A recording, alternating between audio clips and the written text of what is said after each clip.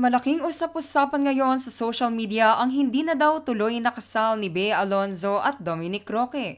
Ito ay sa kadahilan ng ilang araw nang nakikitang hindi suot ni Bea Alonzo ang kanyang milyones na engagement ring na siyang ibinigay ni Dominic Roque.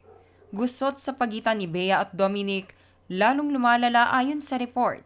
Ito ang buong storya. Kamakailan ay inulan ng mga komento sa kanyang social media account ang kilala at sikat na aktres na si Bea Alonzo. Sa mga photos kasi niya na ito ay tila sunod-sunod na araw niyang hindi suot-suot ang kanyang diamond engagement ring na siyang ibinigay pa sa kanya ni Dominic Roque noong August nang mag-propose ito sa aktres. Sa larawan na ito ay lantarang ipinakita ni Bea na wala na sa kanyang kamay ang nasabing engagement ring at ikinabahala naman ito ng kanyang mga fans at supporters. Nang i-check din ng Showbiz Philippines team ang social media account ni Dominic Roque ay kapansin-pansin na biglaang naging limited ang comment section nito at tanging mga kaibigan at pamilya na lamang niya ang maaaring magkomento sa kanyang mga post. Makikita din na ang huling post nila sa kanilang social media account nang magkasama ay ang kanilang Japan trip.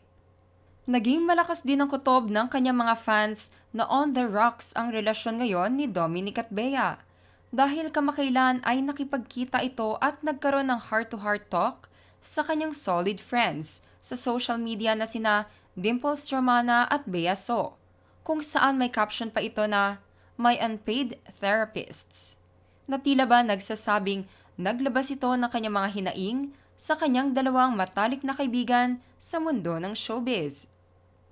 At isang linggo matapos ang post niya na ito, ay nag-post ulit siya kasama muli ng kanyang mga kaibigan na sina Dimples at Bea So sa isang event at finlaunt na ni Bea ang kanyang kamay na wala na ang nasabing diamond engagement ring. Isa pang mas malapit na photo ang kanyang inupload na tila nagsasabing tinanggal na talaga niya ito. Ayon naman sa aming source ay napabalita din na no-show si Bea Alonzo sa nakaraang birthday party ng ina ni Dominic Roque. Kaya naman lalong kumalat ang balita na may posibilidad na hindi na nga matuloy ang kasal ng dalawa, ayon sa aming source. Pati sa nakaraang family gathering nila Bea Alonzo at kanyang pamilya ay makikita dito na hindi din present ang kanyang fiancé na si Dominic Roque.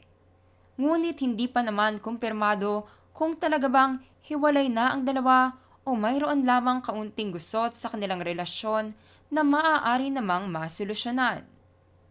Marami naman sa mga fans at supporters ng Bea Dom ang umaasa na maayos pa ng dalawa ang kanilang hindi pagkakaintindihan at sa tamang panahon ay matuloy din ang kasal ng dalawa.